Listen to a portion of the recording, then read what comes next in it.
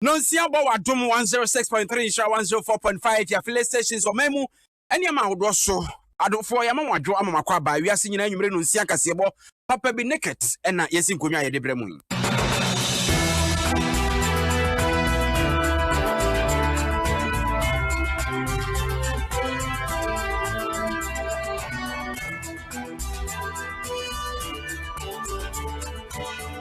Raise my debra with the Adimo Akotine ABNS Public Accounts Committee. One say, Pokraman Ferris Besu also Ferris or the Asabetas into Quankra. A year as in bank for Danny 2 million Ghana cities in the Masha Tawali. Any Nipebia Kakahono, any Equembia, so much from my committee, and Abibisomo, Equaya, one of us Gis Caron, and Roma Diswa. Any umbefe. Na running mates edima endi semanyoko no mame jenano pokwajeman. Wachese katashe preni dream dia. Ya twetwe mantam amanofo nyina kankane amanyoko akase mienu wo memrum eyade hadwe pa. Ye befiri wo akwakwa kohwe enei ababa bia nipa bia di na wuo. Epenifo se wonum kwakwa ye mu no mu hwehwemu ansakura na bonefo sem no hwehwemu so no wode atoa so.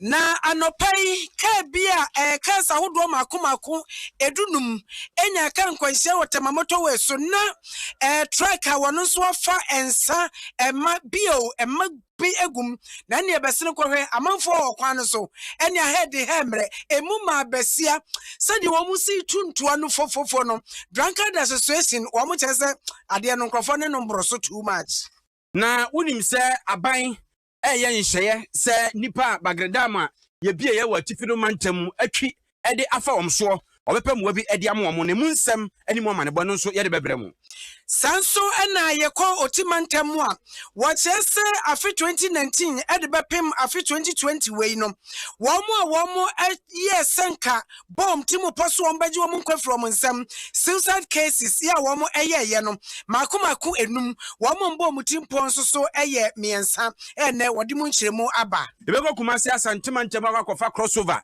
ede abansama do adi ahim asantemantam na ye de aka ho kaise Kasiebo yi sase meba for the freshman capsules bema ojonson 10 man na so ye mere wo mpamu a freshman capsules fresh lady capsules so boa ma mo to de ho ye de afi fresh co capsules to ko kwase Tri-Steel Roofing Company Limited ultra color supreme plus 1 dia ban chance ka ho se bra na wo no wo ton chance won che omo akoboso ma free of charge wo mo wo my 11 cemetery hwe ni mo kumase so wo pie ahenema kokoben wo ben yaz grace wo party clinic wakati abo last stop Brana onye screening ewo video no bia yare hinta on kan kire wo hia duro de ne obeto na screening dey free high sense everyday prices for everyday people wo onim say TV papa fridge papa air condition ene edem akande bia chese ejafa mu de high sense nchen na obeto no papa Kasiebo na kasa na tabia herbal mister bibiduro kan ene wunya bia etridi etuase Royal Farmers Rice eno ene emo papa ehwam na ede na hodin wo mu Ghana mo no Royal Farmers Rice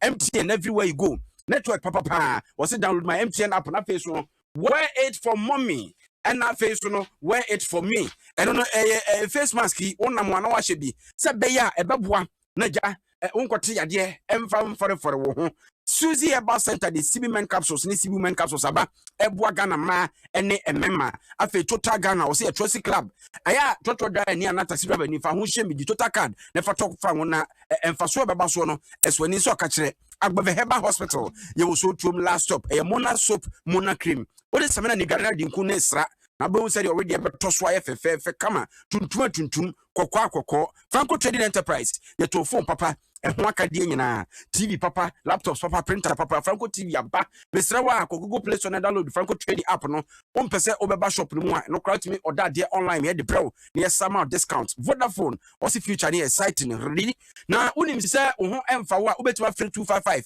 Vodafone for bejo so adokota for the next for ene no bedi nkomo anything you tell say future no emu de pa DBS Industries and chance papa fie ya was printers papa ya restaurant in Chenwa be bia usi da bia Ghana bia a ube hu yɛn a ɛwɔ akɔbɔ so ama and a dependable heba homa Adom natural man capsules ɛboa mɛma Adom lady care capsules ɛboa ma Adom pia we capsules ɛhonam ya waduru na fa Adom co capsules etu ko kwase wɔn wada ma ne de Kasiebo ebro ya yesom wo no na na sɛe ampofo Germany Achebu tentim na na akwa champa masafo adu Kaisi stream live on Facebook Adom 106.3 FM and also we call YouTube kan ho wo ba no ahye no foforo so atimi ya mo akwaba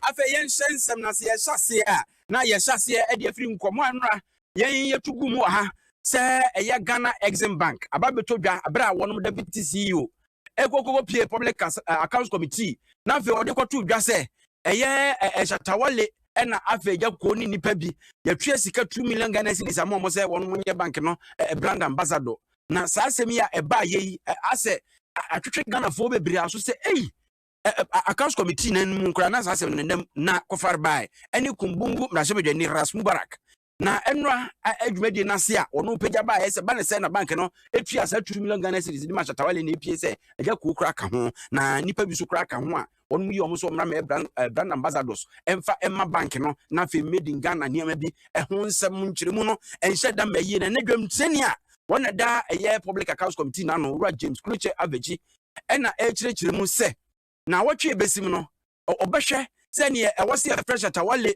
ema ne ba public accounts committee ho no obekiremu kwankro fa so gi 2 million Ghana cedis free Exim Bank for no ho ana sempo no bank na nkasa de krata eno ekire mu pefe ma Ghana fo nyina ebeto ho asese sika de ente sakwa kwa kodi sa dwomtunu na yentie nkoma ekoso wa bedefie one. You see, the thing is not even captured in the report. It's a public interest question.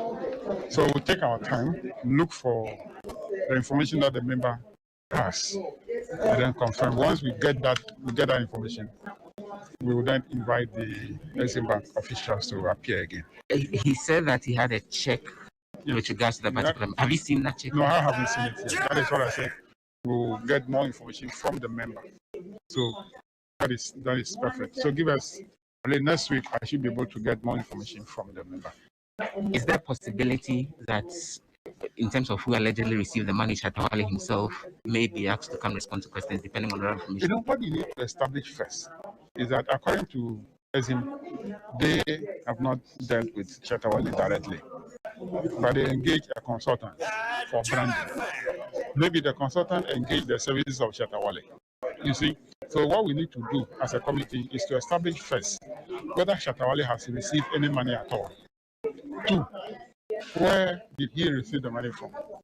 Is it directly from the Exim Bank or from the consultants who Exim Bank claim they have engaged? When we confirm that, and then it's confirmed that Shatawale received the money from the consultants, we then find out how the consultant was procured. Was the consultant procured through the correct processes? Then to also ask the Auditor General to determine whether the work that the consultant is procured to do merits the amount that he charged. Ura James Kluche Aveji ena woten nkano eja wono ene dwamtireni a woda bedekuo no mo fefe aban sikasemu ewo abedefie ho ena ja wode asemi atudwa na ja yese etwo enworo ya yempam da ntentiasem na fe na foforo ba na onim se Exim Bank fo atworo krata tintintintin di njiremu bia ba ne se dabi brofo we di agye so mo eni sikasemu ni to kwadwa FM a eye abrantie ba ko a wono no presek no koye odade ene owie school no sikasemu hunim dia na osua na oye business news e wodwe a chese ni din ene George Wiafe akenkan krata no ene penifo kura se di ho nkomo George ye mo akwaba ejodo bokode pochenyo wadama Exim Bank for krata no anye bi omotimi asisu dia sesika no dia ma Shatawale ana Shatawale abeyin ho ano sesika ne nsankan se echo statement ma wakada enyo no kware wo contract with Shatawale no nye Jacko but on no kware that we 2 million Ghana cedis one Exim Bank for no wakada because wakada no why campaign bia wa support industry so far wo kroma no for do find a way a ubotuma encourage am no nya wo there you promote made in Ghana goods, and therefore, what share?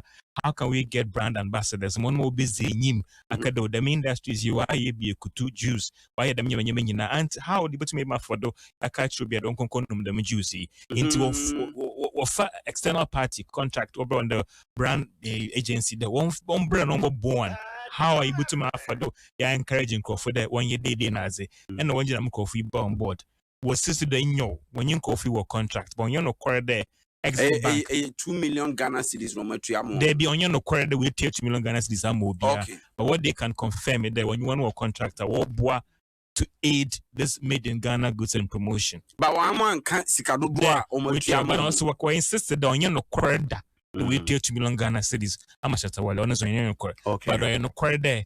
What external parties that when you want to born board over born with this brand, what contract them coffee be any over born will promote. Shut up, Mumsuden, and no be there, and no be. Eti said ye and public accounts committee. I said you more pay clarity. No for say statement here, baby, massa clarity and enchirimuno. I'm a macho moase. Maybe honestly easy. You know some work on one, but over parliament one very different. It be over frame penny for number, but okay. So even in public in camera because. And young no exim banks to cast away chira as some etas in the year contracts for a financial institution. So when you be a contractor, you can't come out and disclose those details. So it could be there be a way to be a 200,000 shatter, it be a 10,000 shatter, it be a womba. And as some etas in there, this is not just a one-off contract. This was a contract that was supposed to span for like for a year or 2 years. But as all part was in there, one more shatter 2 million Ghana cedis. Into our parliament there, one brand new different. Ebi oba fresh CEO, oba fresh is one brambezi and the Sikana will train on or ye Ghana Sika another EABia into 2 beer what you companies no there one from brand and fund. Say a castle crown, it could be that from a private sector, another initiative be a warrior. Remember that recently okay just keep your banks be our ban Naza was here maybe Nazi. It be based on them second why ye day. It be our catcher companies. Okay, we promote to business into no.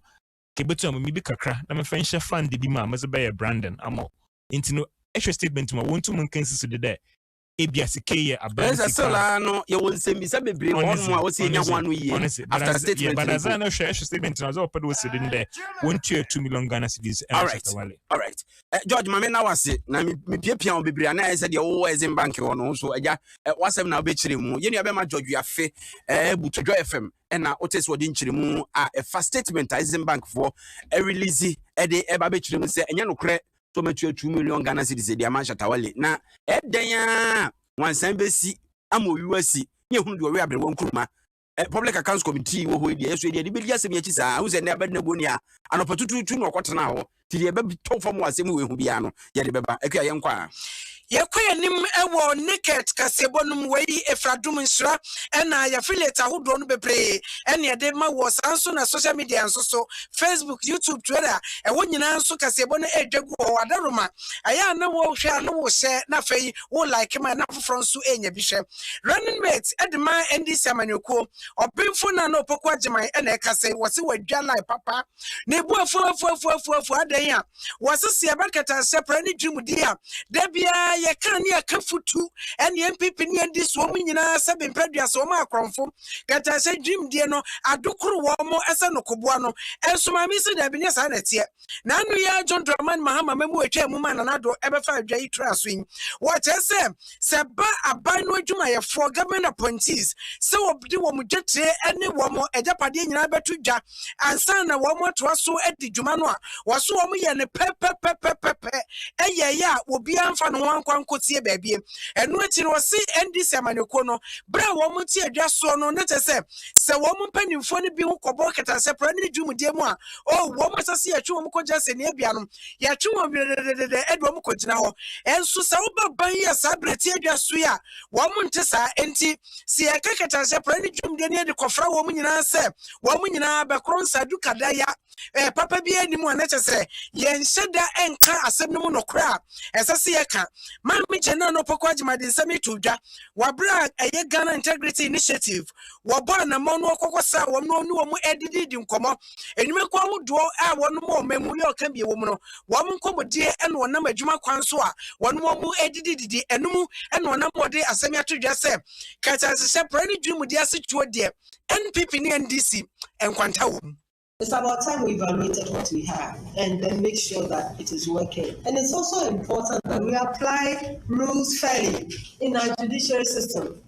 Are the laws applied fairly? When they are not applied fairly, we also open the doors to corruption. When people don't feel they are included in what is going on, or that they are not respected, or when people feel that their voices don't matter, you are also creating the windows for corruption to thrive. So yes, it's about the money. That's very important. That's critical, number one. But it's also about people feeling that they are obligated to be transparent because they see that those who are not transparent are punished. When we are talking about Operation Sting, it's not coming from nowhere. In our previous government, you saw our president prosecute his own. Has that continued? So you see, when we get to a place where we say, oh, on the CPI we are 40%, please don't generalize. Let us know where were we at what time. Let that be a kind of incentive for parties even to compete that, oh, in my time, I was high. But if we generalize that it's all of us, then we're all in this together, so we can relax. And that generalization, I think, is not helpful. Ane seba katasese ni ekanipa nyina futu SO wo bia ye pe ye nyina adokro ye sadia na nko ye frisa anya hwe no ebinum ede wo mankasa ho nipa aban bi de wo mankasa ban mu nipa kogina asene bia ye a wo mfra adwa so anto aso Professor Nana Jenopoko Agyeman no na no se ye na executive director Edman Ghana Integrity Initiative ma Melinda of Okwako enso di tudwa what say katasese prani dream di o main Diama yes, mentasi a betuasiano, and yes, show was here manufo nankasano, woman ni pepa, ya, wamo encro for no mubu mana, wamo edobro mesika codino, wamo edwom bejas and yebia was a set, and copim susisa manufo ankasabeno papa se, wabit in a sabo mesika moa, as I see it in the family quanso and ye, cata say asituno, a bay diamo main. We are all aware that corruption affects development, causes conflict, and erodes the trust of citizens in government. In Ghana, despite efforts by our government to put in place institutions and legal frameworks to address the canker over the years, truth be told, corruption is still a problem in our dear nation. As a result of inadequate, if not lack, of strong political commitment to sanction the corrupt and ensure the recovery of stolen wealth. Ghana's score on the 2019 Corruption Perception Index, though higher than some other countries in the sub-region, was 41 out of a clean score of 100, a score even below the global average, and a real cause for concern for all of us as a people. If you are scoring 41 out of 100, and I'm sure as a country we all know we are not doing very well. Of Orikofo, one only concern for our Ghana Integrity Initiative, Equanano. Yantua sona yanko eye bono apuye mantamu Ghana mapena na danko akufado ne namu ewo hono obodwuma na obontoa obodwuma na obontoa na unim se nra na nanam hemfa bejaku ewo bono apuye mantamu no akakopa eho entuma na nanam hemfo be se ensia ene so afena mu suaye a wo ye so be adwumaden na wode ataba na chisanse tuonye chiginafo a ena ebo na wode ato enipaku anase na nanam hemfo a ewo abedwakuo no anim se wosoro mo ada womo nimre na wonya adwuma papa bi mfanta ban chisanse ba akofo sebe wonya osoro tumpa no akakaduro meka se na nanam hemfo a wabedwakuo no no tachima manhene yegima hene abase manhene eye dwaman hene ena mo keka ho nkransa manhene ne mpenimfo na onim se omapani akere se aban ye de obetumi bia se na nanom hemfo wono entawa ewo wompotem wono obehwe na watimi aso ano yentie nkomo atodwa na kakra. Bane of our nation's socio-economic development has unfortunately been chieftaincy disputes. They have resulted sometimes in full-blown conflicts, threats to our nation's peace and stability, destruction of property, loss of lives, closure of educational and health facilities, and separation of family. In helping to stem the effects of this, government, through the Ministry of Chieftaincy and Religious Affairs, has arranged to provide the funds that will increase the number of sittings of judicial committees of regional houses to hasten the adjudication of pending issues in order to bring closure to many outstanding disputes that continue to generate tension.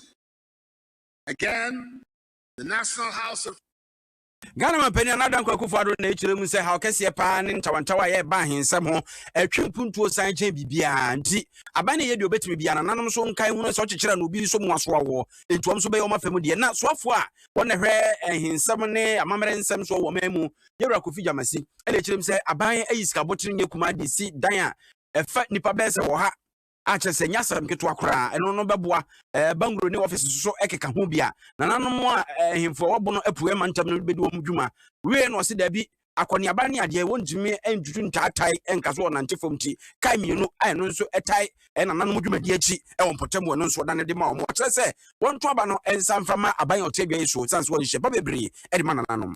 Now that you, the chiefs of Buni East House of Chiefs, be sworn in as members under LI 2409, you will abide by the law to promote development of Mother Ghana. By the grace of our president, funds have been made available for the construction of a modern building for the House of Chiefs of Puno East region. It is a building, as you can all see over there, it is a building of 100 seating capacity, auditorium, offices, and bungalows. 4 more for Nana will ensure 4 more for Nana will ensure its total completion and commissioning by our president, Nana Addo Dankwa Akufo-Addo. Also, 2 vehicles will be released and donated to the Regional House of Chiefs for their work to go on.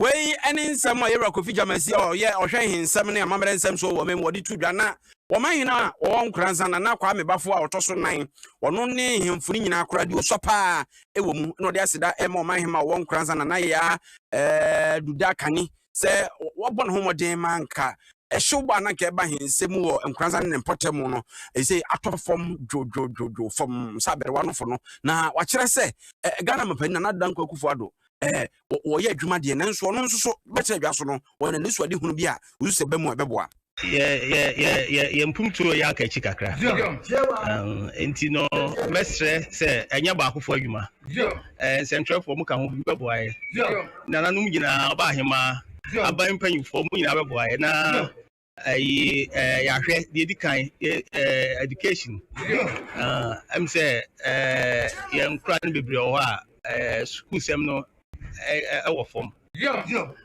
Ti nananum ben hye se de be ya ebe yama a school call akonanim. And so nyame adaro am say president abeka ti sword be hospital mai. And also nananum be hwe se de emra o hye no ni nyina be na ti school. Na afi so mabro okrum ha adwuma sem ye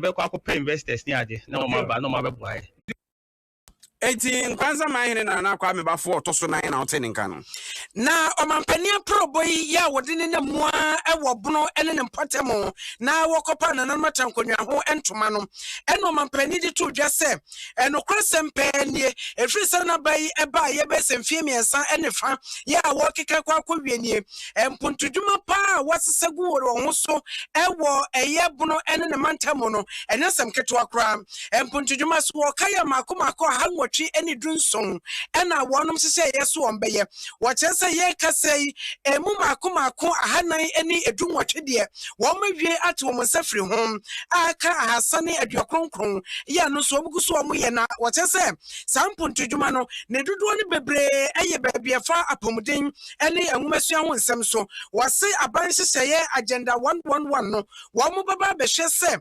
mantam biara ɛni ayasabea kɛseɛ no wɔbɛsi bi ɛwɔ mu na ɛno no wɔnyi ɛbono mantam no mfiri mu da biara da wɔse mfidodo a wɔde bɛtena konwa so no wɔbɛhwɛ sɛ mpuntuo bɛtumi akɔ so yɛsɛ sɛ kora wɔdwene ho sɛ ayasabea no ɛsɛ sɛ baabi te sɛ Sunya West Brekum West ɛne Dɔmadeɛ wɔn nso tumi nya wɔn deɛ enti wɔyɛ dwumaden sɛ bɛyɛ mpuntuo bɛkɔ so ɛwɔ bono mantam mu.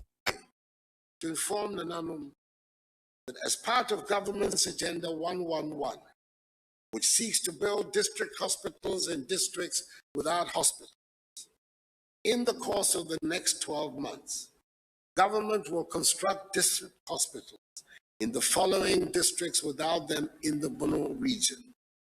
They are Sunyani West, Brekum West, and Daman. The hospitals will have 100-bed capacity, fully equipped with appropriate accommodation for medical personnel, i.e. the doctors and staff. Further, I take the opportunity of this platform to give you a brief account of some of the principal activities undertaken by government in your region in these last 3.5 years. There are 817 projects being executed in the region, with 418 completed and the remaining 399 ongoing. Ghana mampani na nadan kokofo do na wobubo mpontudwa wodo a wofura ase wo obromantamu de wawie ene de ogusu a woye ho adwuma.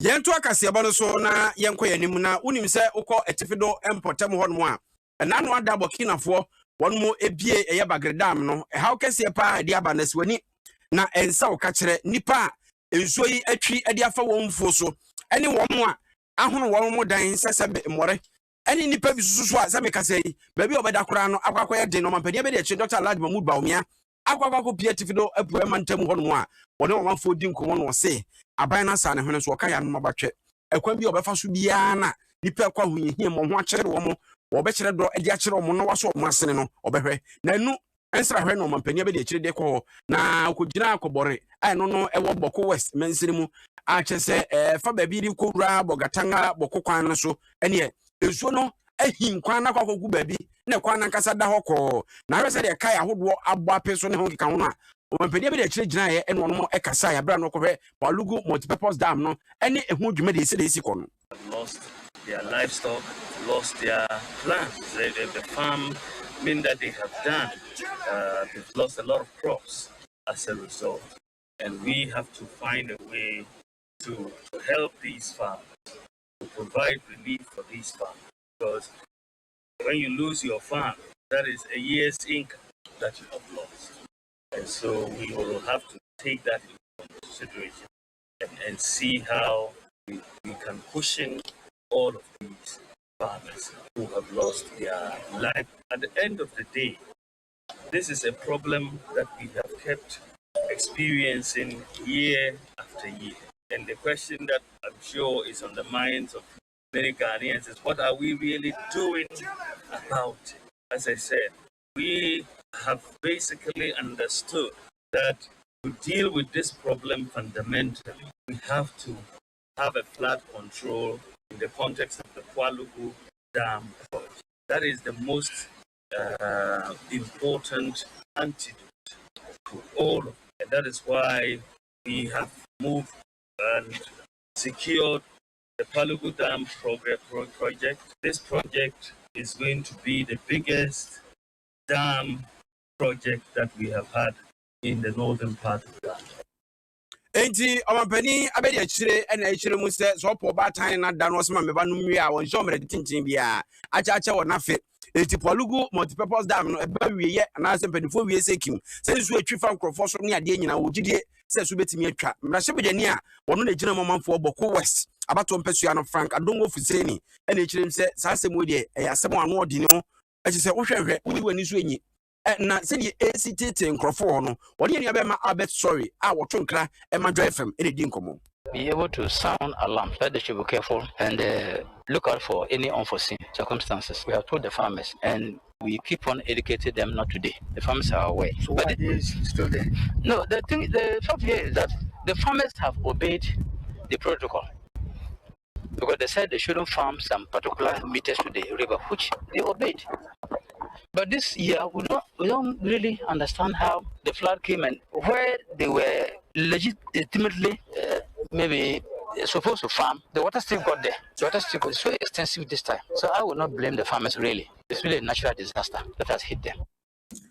Message ni oje mama for Boko West Frank Adongo Fuseni nene na ote ye no pacho ebi ana wonyare so a wontiapo wonwa ya hyehyehye doctor for say 3D ana wonum na ato na ntimi de do ba kope e bibiduro tabia heba mesha no ya won se fi fresh ase ete no anho to wawie no tabia heba mesha e de apa bi no enya chinye ote ase Royal Farmers Rice ni mo a ede ehwam na fe udia emo ahode na no so de rough so de ya nwamo ana se jollof ana se fried rice ana rice water oh Royal Farmers Rice e Ghana yankasa ya mo a yadua ehuhu ana se ya so ho fe na udi bia tum say yes wadi mo abrofo de wo bua che MTN everywhere you go MTN for say wear it for me wear it for mommy o ma me etiasie wo bagigi wanim o nche nose mask ana ntiabo ntiama yade bia bebo mo wu shema mama wate so wakra na mpa ho ama me de opel enti aya show mask no na download my MTN app no go phone so na kai se moment mu ne wenti udi mo money na eto ade a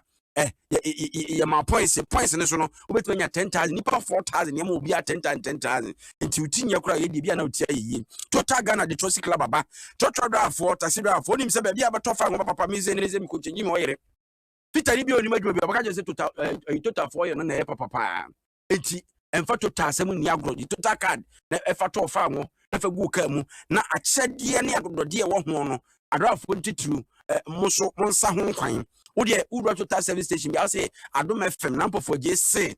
Susie About Center, was a CB capsules, CB capsules. A Joe somehow near Mania, Bema Wayase, Mano, Sefort to be abaho, a problem, a tribemu, and I say Pono, as ideas a bemupe, that's a way Yammer Wampem, or Joe Somu Yammer and now Pemo good years so Yammer, Anticles and Trim Nagina Mount, and no, and a CB capsules here with my CB capsules, or by a Bema watch it.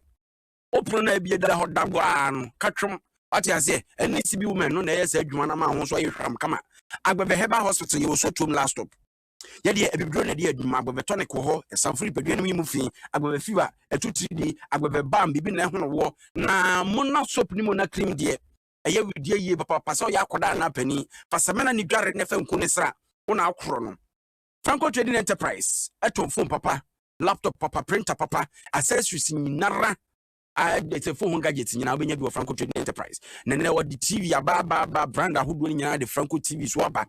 Na mo pedo do true ne mo amoton back companies no ne offices no munyina momra at the Braccarolisi machine ni mo no a. Ana se obekọ your shops no ene se ke bi ho Unauthorized nhwe ni mo obekọ La Paz ana se Kumase Unicorn House Asida House on Chen ho be bia be fa bia Franco wo ho. Obetumi download the app no Google Play Store na App Store.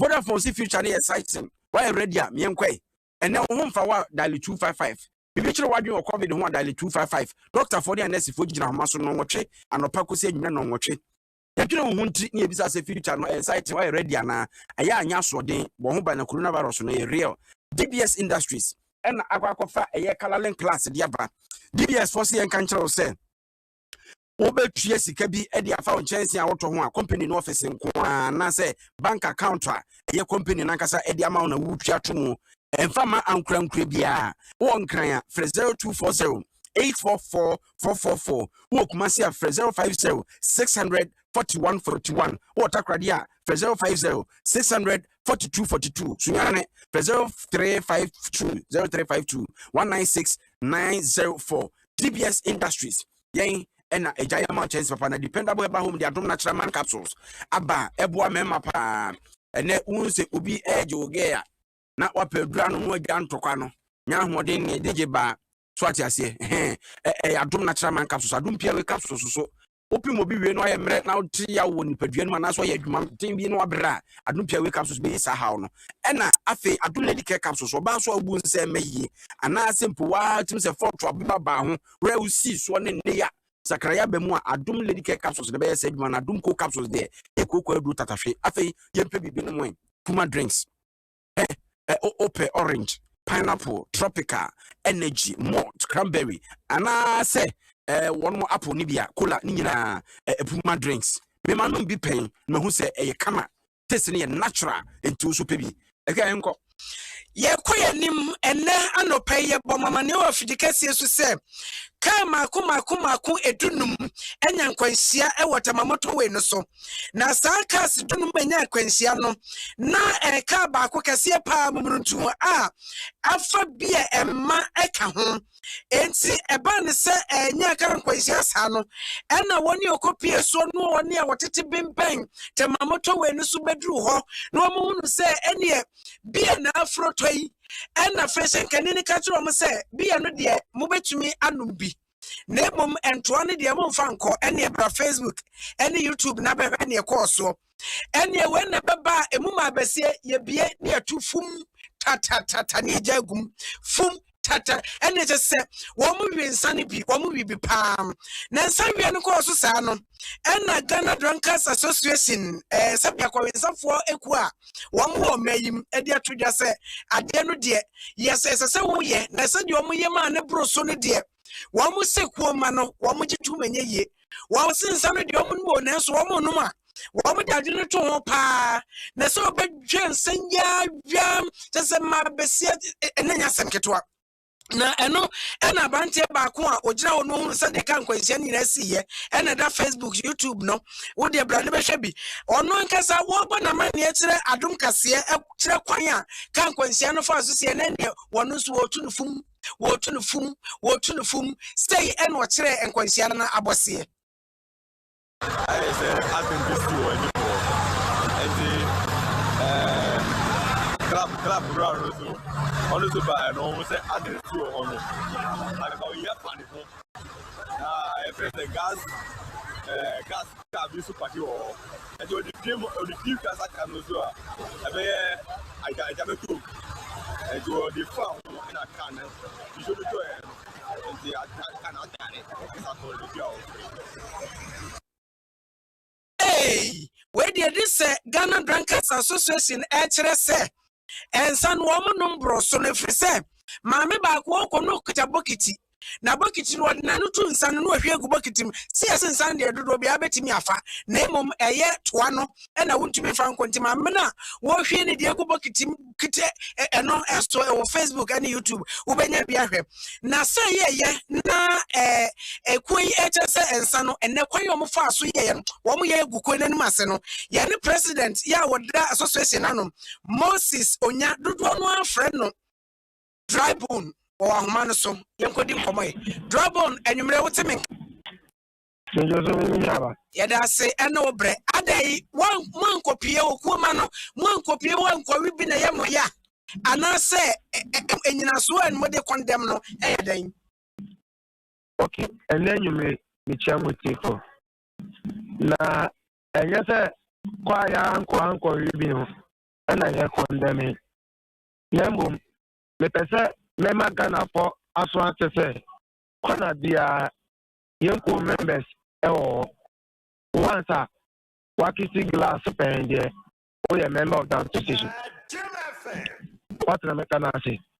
Because Ocean Fonia, every year, Obia invitation card for Omumerins, Omutuana, Omutu said, Bibia Jesupum. Omoko ene nsa drive on me bawo se enkana wo hwani mu se won betena se amaka ni ebom no ya be frente mofo aba se invitation cards ni ense froto ha momenum ansa no ma abenom eno nti na ase wusu se ene ni kwan se wo mo ye de wo mo ye no David eya sa atra esa se we accident drink eno omonum ensa ewo ntoa apapa mu I bet me a quomo. Now move was far. A year, yana, yellow posters, back around. I did the 1 city. Electoral petition. Then Jama, I will see you. What am I going to say? Dabi Draymond say ensanwa te se maami ya no kitabo kitia wo tugumu no wono no enye de empento aboba fra no bi na wonu mo wutim se de wo create mu no ya wo yi bia na wo de ne se atu no ahwe go bucket num se enti enye ensanwa ento abogumu no bi na wo ma benom amada to mu wo ababe Drankers Association for ne ka Baba Onya accident the way from far, Uko doctor, another Uko doctor. Maybe some. Obeko dear. Sounds an accident, no. It's with tax on the buyer. And they are coming or more. I can have one sanano, the treatment and a mania. Medebeko, I can't be. Some of the common say accident, no. Moka number A1021. Enya yeno. Ye meeting in your muni. Na travel for aje. Amanabia 6 crate. Tell aje. Pakofi na kono. Eya wo dia free. What I say? Pejidi ye pass. Aka enumpo safe. Say accident no besi. Na ko for tu eguso. No mo nsa. Ebi onye se enchanu na ye omo de fe omo ebi a omo ra wo esanza akwisa na esi ye no omo moja da what am I Draymond ye hwe ne sei se wo adwum no susu senka ebi a as enkwisia ne si ye no omo emo boansana no 3 crates and nipa no benya 4 crates and obenya wonfa nkoma brewery for na nkokwa ne aba ho man be se edu na esa faketo abedi kese and na wo pama wo nkrofo no nyesa exactly because kana enya kwesha no our insurance and sanu kompona a papa no to na papa ni nyina our insurance na wo awara be dira wa onu no insurance be na wo okay me chase and sanan kasam pentu an egu kanom no ya issue no ya no ya issue no na de obeji na say Draymond da bia mo no mo nsen ya issue obi awo enso mo no e na me ka say eno na yedi amanyoko ni wo ya o say omuchuro manifesto a omambe consult here oman fire anka o say yes ye bo o man no what Draymond yes enumere kakra wo kakra oh 4.5 tons okay and what maximum we pay say maximum and ultimate what do you want to say what the rocking point you use the thermometer the weather and the forecast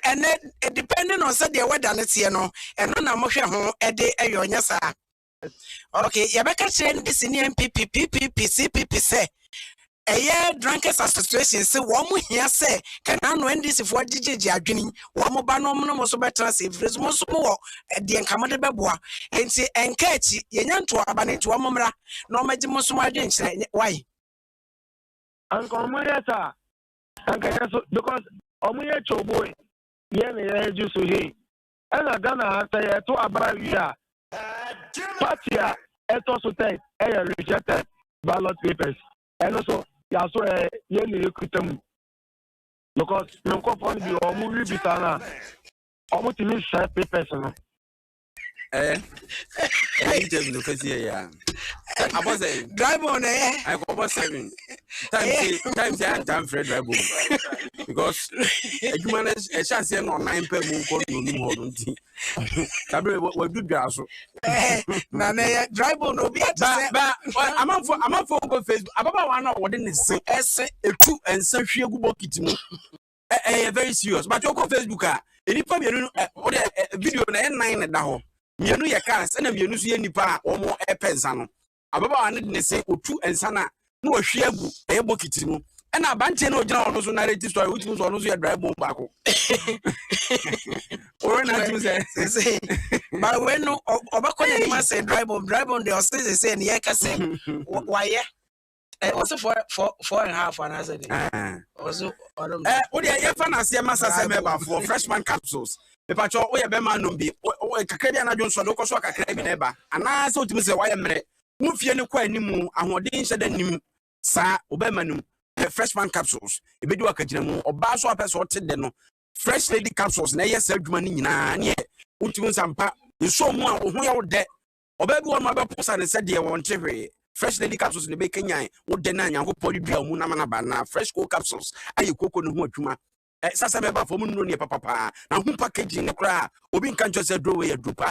One more iron Sunday and patch over Facebook, almost is Yabra, Mimetro Menry. Now try still roofing company limited. FG brands for Kumasa, Hinamako Kobe, Umu Chances in Ibo, 2 Kumasan and Potamua, the patcho, Yas a phone in Chawa, Hinamako Kobe, Echo choice to Cradie. We are my 11 cemetery anymore, a color supreme +1. I just say, 20 warranty bata home. Na enwa ho ne ho na face no. Ya auto and chance and couple down small free of charge. Trust no. Grace will particularly kakacha bola stop ni Kumase. Ye free screening. Udompem, unipadiem, umojemu, awo, and your jaw. Fabra, na yenye ho dwuma ma. High sense, everyday prices for everyday people. Pacho, upe TV and say free and air condition. Appliances in high sense. Ya the papa by UK and US standard and the bonus work forms. Sabre na ukuden chamwa. Somewhere, no money per work 25th September 25th. Any equipment and nephew in way yenti. You bet you are young cop.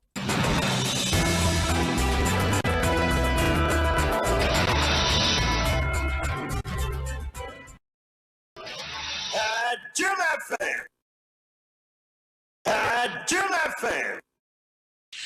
Mama some our sentiment in Crocomasa High 104.5 Adom 106.3 and Breno say can Kasie and was so with number sentiment me I wouldn't say abatua eba so or if you no any adrenumo and this Yamanyo Konania Bressa Crodom se kwabia so no e dis omutimi edi enkonimo and it ma say ebo entoa e chinchini e kansama wudo pinani na ene se e ya hoboabo no mugu so e konkode so betimi edi enkonimo ne ne omapia mo sentiment me e hia mu ekoso no Nina and say, one more day, I'm running for a Amanyokonum F entity.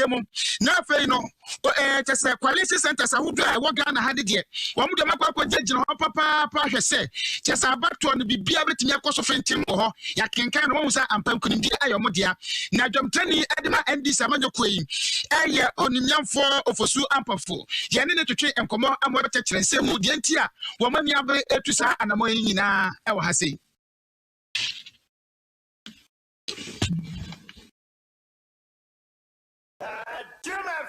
Yeah, Boma Dibia say yes, Abeka, and then and some would up paying and edit to ja. Now, what church and some said Ukraine. So, Mama Mania, Merino Mania now. Go 2016, the Kasiebo committee, or the Nation Bayano. You be super Emma and Nunti and this year. Research committee and as a registered directorate, your election directorate, your IT directorate, and your legal directorate. Until the 4 directorates and Abeka young party. And now you can say your lawyer for your legal directorate, you are Maleba, a year director, and Baba Jama and deputy. And I am a member to Modris to a year the legal committee chairperson, Ababishia, a lawyer for 1 more year members of the party. How more you on what you will say? 1 person party no. Any former appointees in the no Ababishia. And now you do 1 befa CI 126 and a CI 127 a year. Emra ye abatwa ye betro no ho asem no ne no ababakum na ye adwen say afi we abatwa no ba bia ye friend coalition center ho na ye be kinkan aba no say electoral commission for na ye mo constituency coalition center and mo regional coalition center and one national coalition center sa coalition center so na the lawyer for be ko no because abatwa no ye mra na ye de regulate no. Wey ayen sama wapanyin ne ade to dwa na wapanyin no eka legal team no hobi eye owura Abraham Amaleba ye ne atwetwe nkomo busa ne sa anya bia sisia pa na anama no so mokọ ho a ediam pa na samra nimfo ya ye de mo efa tete wo mokọ akwaye. On that day no as lawyers no mokọ ho a they will ensure say ejumadi na omodi onum no will be in accordance with the provisions of the law. As a result, if there are infractions, they will draw the EC's attention to those infractions. If a Kobase is EC, they will take that as evidence. And I'm saying ABR, Assembly make me court.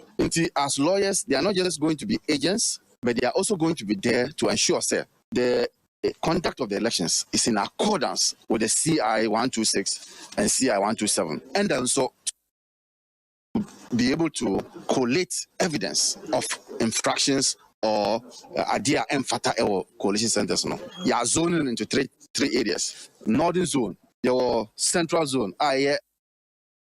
and then and your southern zone, and also next week. Central zone, no, 50, around 50. And I'm saying, when no more trainers workshop, no, I'm also be train more so that we can get all the lawyers to be in all the coalition centers in all the countries.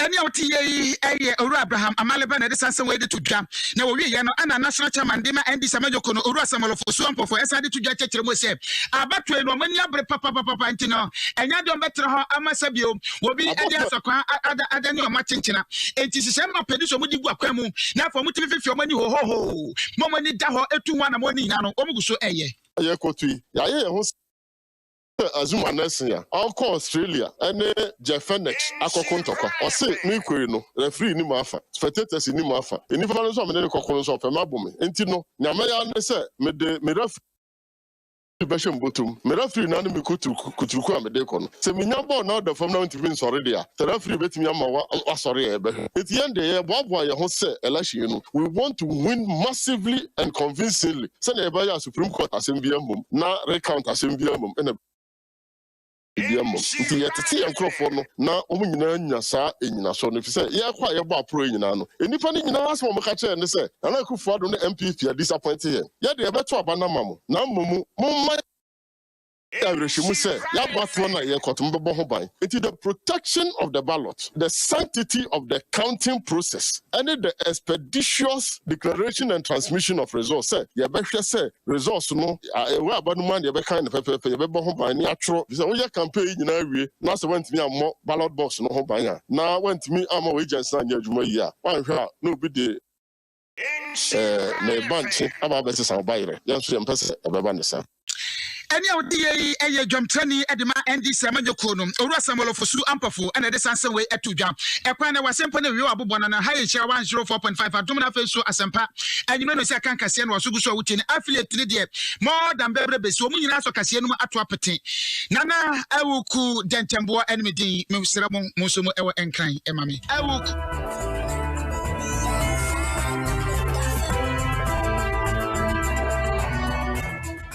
Afe omanfo adwenkyerɛ ne kakra we dia odeba o say Mr. Ofosuampofo again Christiana Amade no na Lukman Pello and o say why lawyers be ompam training judges enye yie ma gifty say ompam mfi omania so ombelu poto na amanfo de bia de bana no hye dodo mesrɛ mu aya na mo makasa no ho ati Steven Tufo no say 74 de nasa akushim